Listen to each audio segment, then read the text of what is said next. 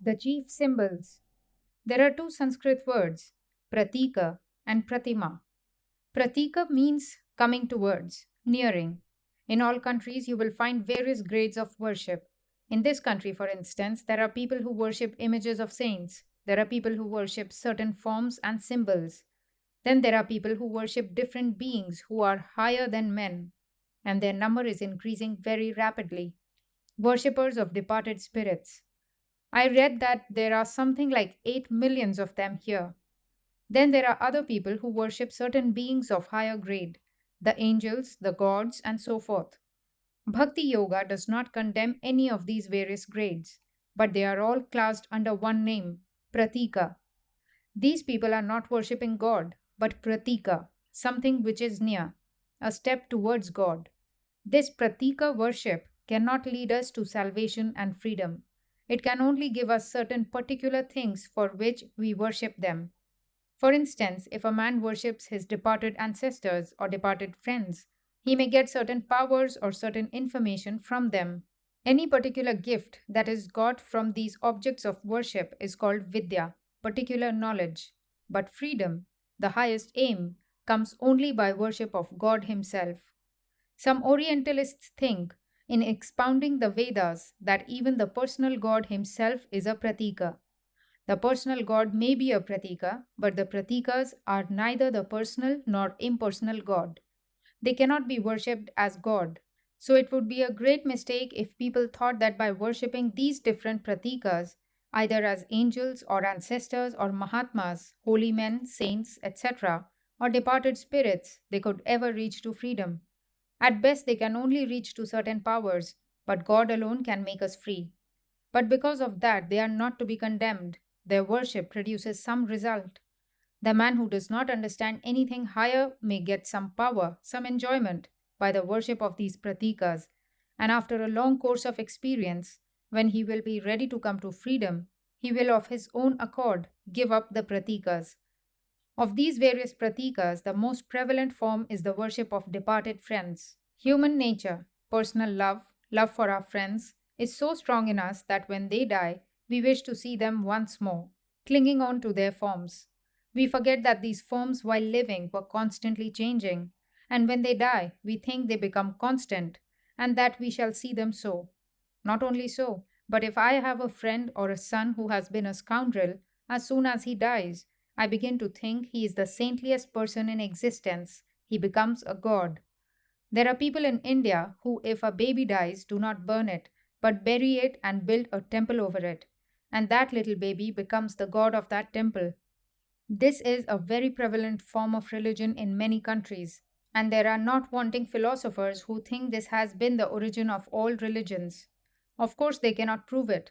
We must remember, however, that this worship of pratikas can never bring us to salvation or to freedom. Secondly, it is very dangerous. The danger is that these pratikas, nearing stages, so far as they lead us on to a further stage, are all right, but the chances are 99 to 1 that we shall stick to the pratikas all our lives. It is very good to be born in a church, but it is very bad to die there. To make it clearer, it is very good to be born in a certain sect and have its training. It brings out our higher qualities. But in the vast majority of cases, we die in that little sect. We never come out or grow. That is the great danger of all these worships of pratikas. One says that these are all stages which one has to pass, but one never gets out of them, and when one becomes old, one still sticks to them. If a young man does not go to church, he ought to be condemned. But if an old man goes to church, he also ought to be condemned. He has no business with this child's play any more. The church should have been merely a preparation for something higher. What business has he any more with forms and pratikas and all these preliminaries? Book worship is another strong form of this pratika, the strongest form. You find in every country that the book becomes the god. There are sects in my country who believe that God incarnates and becomes man.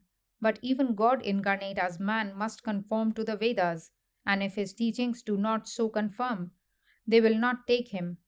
Buddha is worshipped by the Hindus, but if you say to them, if you worship Buddha, why don't you take his teachings? They will say, because they, the Buddhists, deny the Vedas. Such is the meaning of book worship. Any number of lies in the name of a religious book are all right.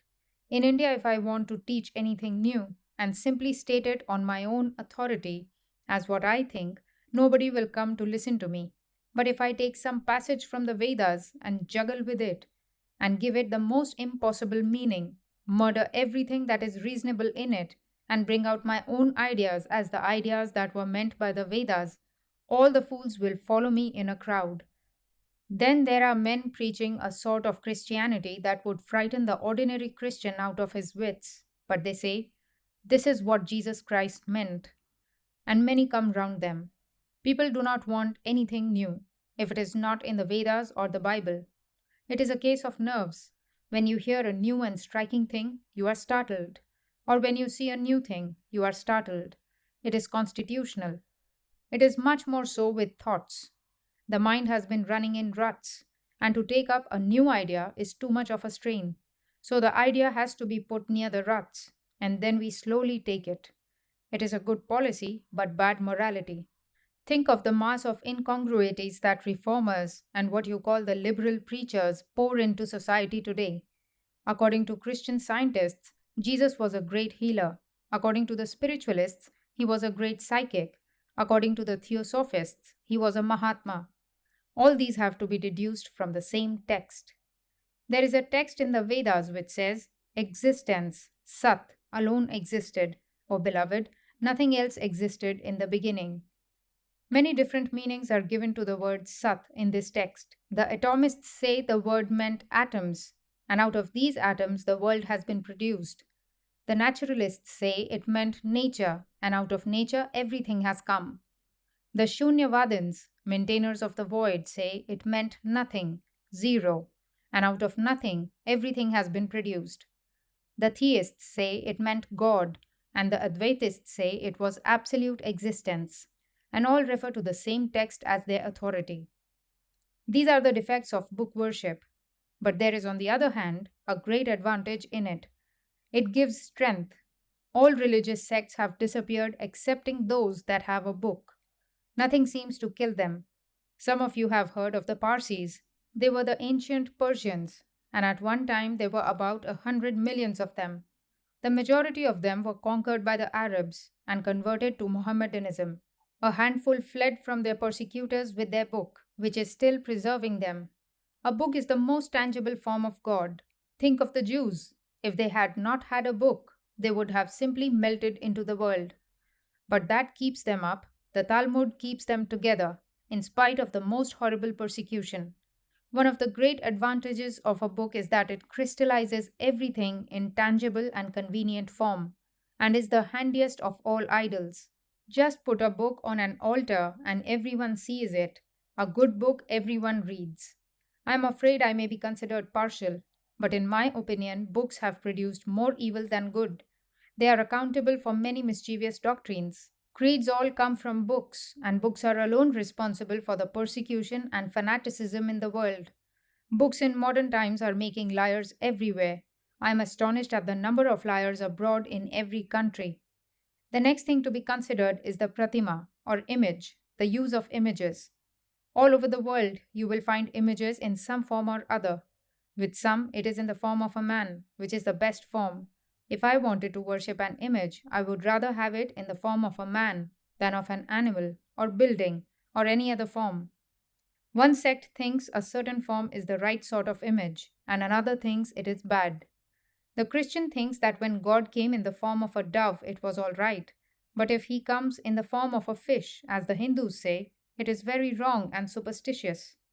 The Jews think if an idol be made in the form of a chest with two angels sitting on it and a book on it, it is all right. But if it is in the form of a man or a woman, it is awful.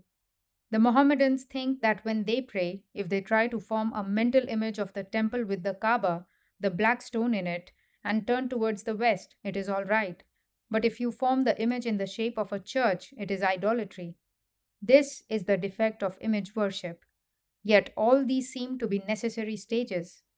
In this matter, it is of supreme importance to think what we ourselves believe. What we have realized is the question. What Jesus or Buddha or Moses did is nothing to us, unless we too do it for ourselves. It would not satisfy our hunger to shut ourselves up in a room and think of what Moses ate, nor would what Moses thought save us. My ideas are very radical on these points. Sometimes I think that I am right when I agree with all the ancient teachers. At other times, I think they are right when they agree with me. I believe in thinking independently. I believe in becoming entirely free from the holy teachers, pay all reverence to them, but look at religion as an independent research. I have to find my light, just as they found theirs. Their finding the light will not satisfy us at all. You have to become the Bible and not to follow it, accepting as paying reverence to it as a light on the way, as a guidepost, a mark. That is all the value it has. But these images and other things are quite necessary. You may try to concentrate your mind or even to project any thought. You will find that you naturally form images in your mind. You cannot help it.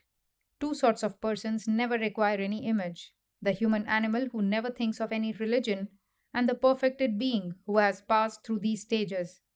Between these 2 points, all of us require some sort of ideal, outside and inside. It may be in the form of a departed human being or of a living man or woman. This is clinging to personality and bodies and is quite natural. We are prone to concretize. How could we be here if we did not concretize? We are concreted spirits, and so we find ourselves here on this earth. Concretization has brought us here, and it will take us out. Going after things of the senses has made us human beings, and we are bound to worship personal beings, whatever we may say to the contrary. It is very easy to say, "Don't be personal," but the same man who says so is generally most personal. His attachment for particular men and women is very strong. It does not leave him when they die. He wants to follow them beyond death. That is idolatry. It is the seed, the very cause of idolatry. And the cause being there, it will come out in some form. Is it not better to have a personal attachment to an image of Christ or Buddha than to an ordinary man or woman? In the West, people say that it is bad to kneel before images, but they can kneel before a woman and say, "You are my life, the light of my eyes, my soul." That is worse idolatry. What is this talk about my soul, my life?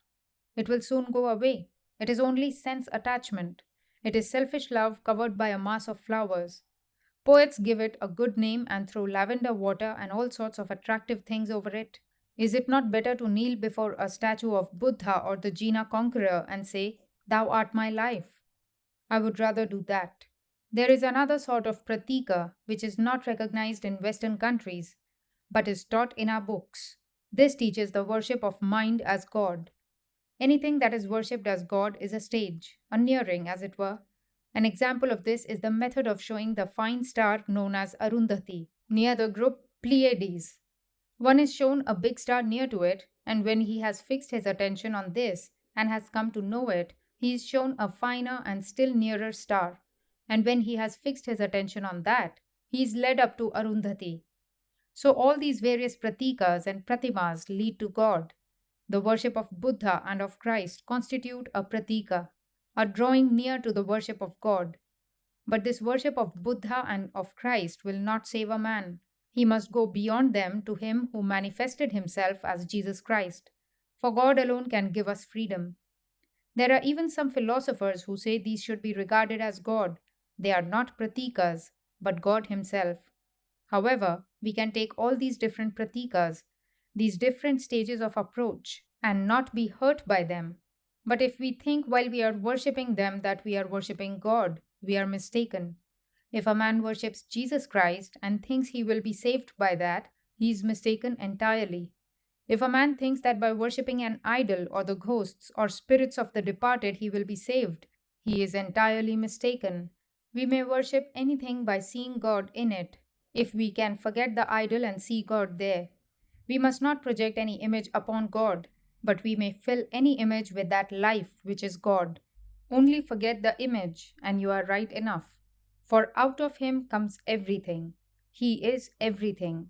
We may worship a picture as God, but not God as the picture. God in the picture is right, but the picture as God is wrong. God in the image is perfectly right.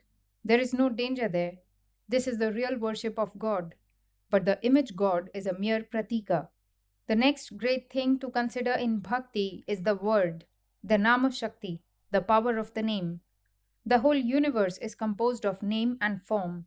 Whatever we see is either a compound of name and form or simply name with form, which is a mental image. So, after all, there is nothing that is not name and form. We all believe God to be without form or shape, but as soon as we begin to think of Him, He acquires both name and form. The chitta is like the calm lake, thoughts being like waves upon this chitta, and name and form are the normal ways in which these waves arise. No wave can arise without name and form. The uniform cannot be thought of. It is beyond thought. As soon as it becomes thought and matter, it must have name and form. We cannot separate these. It is said in many books that God created the universe out of the word. Shabda Brahman in Sanskrit is the Christian theory of the word. An old Indian theory, it was taken to Alexandria by Indian preachers and was planted there.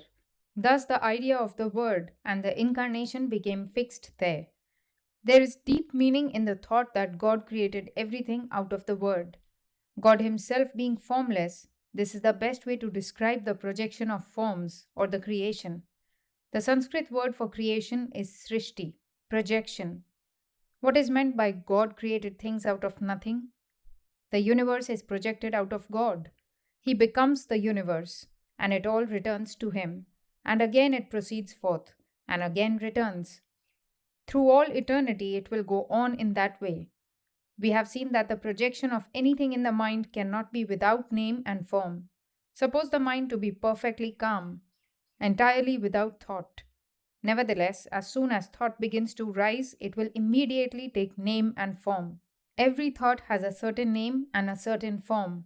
In the same way, the very fact of creation, the very fact of projection, is eternally connected with name and form. Thus, we find that every idea that man has or can have must be connected with a certain name or word as its counterpart. This being so, it is quite natural to suppose that this universe is the outcome of mind, just as your body is the outcome of your idea, as it were, made concrete and externalized. If it be true, moreover, that the whole universe is built on the same plan, then if you know the manner in which one atom is built, you can understand how the whole universe is built. If it is true that in you, the body forms the gross part outside and the mind forms the fine part inside, and both are eternally inseparable, then when you cease to have the body, you will cease to have the mind also. When a man's brain is disturbed, his ideas also get disturbed because they are but one, the finer and the grosser parts. There are not two such things as matter and mind. As in a high column of air, there are dense and rarefied strata of one and the same element air, so it is with the body. It is one thing throughout, layer on layer, from grosser to finer. Again, the body is like the fingernails. As these continue growing even when they are cut, so from our subtle ideas grows body after body. The finer a thing, the more persistent it is. We find that always. The grosser it is, the less persistent. Thus, form is the grosser, and name the finer state of a single manifesting power called thought. But these three are one. It is the unity and the trinity, the three degrees of existence of the same thing. Finer, more condensed, and most condensed. Wherever the one is, the others are there also. Wherever name is, there is form and thought. It naturally follows that if the universe is built upon the same plan as the body, the universe also must have the same divisions of form, name, and thought. The thought is the finest part of the universe, the real motive power. The thought behind our body is called soul, and the thought behind the universe is called God. Then, after that, is the name, and last of all is the form which we see and feel. For instance, you are a particular person, a little universe in this universe, a body with a particular form. Then, behind that, a name, John or Jane, and behind that, again, a thought. Similarly, there is this whole universe, and behind that is the name, what is called the Word in all religions, and behind that is God. The universal thought is Mahat, as the Sankhya's call it, universal consciousness. What is that name? There must be some name. The world is homogeneous, and modern science shows beyond doubt that each atom is composed of the same material as the whole universe. If you know one lump of clay, you know the whole universe. Man is the most representative being in the universe, the microcosm, a small universe in himself.